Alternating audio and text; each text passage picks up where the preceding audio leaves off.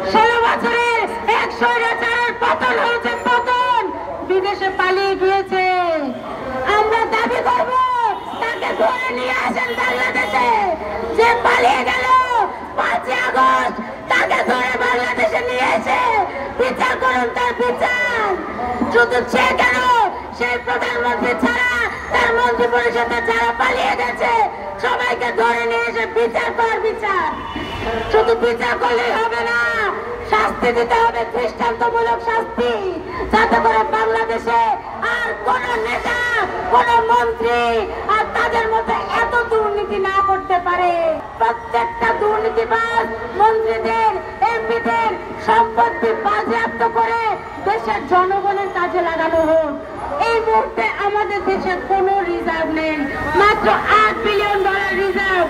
দেশের মানুষের অবস্থা খুবই করুণ। এই কয়েকদিনের মধ্যে বাজারের অবস্থা আগুন লেগে যাবে, আগুন। আমাদের দেশে বিদ্যুতের সংকট, পানির সংকট, আমরা খুবই সংকটের ভিতর আছি।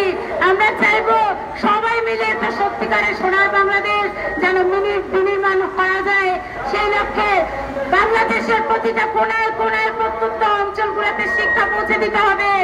250-টিরও বেশি ডিজাইন অপশন নিয়ে ওয়ালটন স্মার্ট ফ্রিজ, বোঝে আপনার প্রয়োজন। যারা মৃত্যুকে জয় করেছে, যারা রক্তকে ভয় পায় না, সেই প্রজন্মকে দাবিয়ে রাখা যেমন সম্ভব হয়নি, সেই প্রজন্মের সামনে চাঁদাবাজির হাত কোনোদিনও টিকবে না। আপনারা মনে রাখুন, চাঁদাবাজি করতে গেলে আপনাদের সেই হাত ভেঙে গুড়িয়ে দেওয়া হবে, গুড়িয়ে দেওয়া হবে আপনাদের সেই দুর্নীতির নাম যার রাজত্ব, পুড়িয়ে দেওয়া হবে। যেমন আজকে আমরা পুড়িয়ে দেব দুর্নীতিবাজের পুষ্পগুচ্ছটিকে, আমরা আজকে পুড়িয়ে দেব এখানে। এইভাবে প্রত্যেকটা দুর্নীতিবাজ, চাঁদাবাজ, ইতরের আমরা এভাবে তাদেরকে পুড়িয়ে ছাই করে দেব, জ্বালিয়ে দিব। যদি কোনো চাঁদাবাজ, যদি কোনো ঘুষখোর বাংলাদেশে আবার মাথা চাড়া দিয়ে ওঠে, তাদের মাথাকে আমরা দমিয়ে রাখবো ইনশাল্লাহ। বাংলাদেশের মাটিতে কোনো চাঁদাবাজ থাকবে না।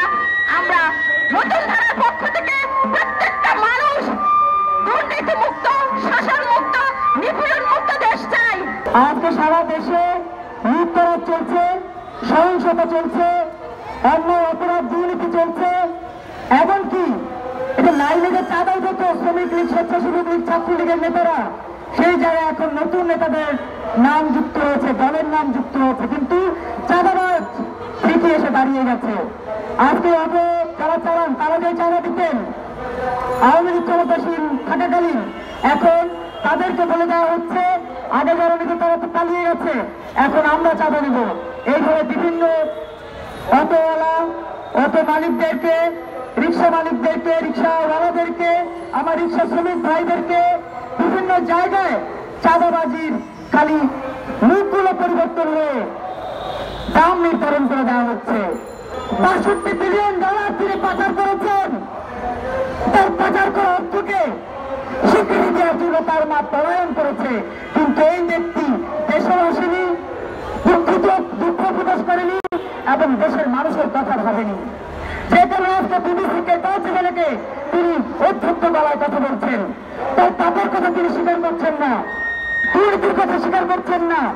প্রিয় বন্ধুরা, এই সজীবদের জয়। আপনারা জানেন বঙ্গবন্ধু স্যাটেলাইট উঠিয়েছিলেন আকাশে, সেই বঙ্গবন্ধু স্যাটেলাইট দিয়ে 100 কোটি টাকা, 200 কোটি টাকা, 300 কোটি টাকা নয়, 1100 কোটি টাকা, অর্থাৎ 1100 কোটি টাকা তিনি একাই লোপাট করেছেন। প্রিয় বন্ধুরা আমার, আজকে দুঃখজনক হলো বলতে হয়, এই সজীবদের জয়ের বিরুদ্ধে যখনই কথা বলতে গেছি, পুলিশ বলেছে কথা বললে এখনই গ্রেপ্তার করে উঠিয়ে নিয়ে যাবো, কথা বলতে পারিনি।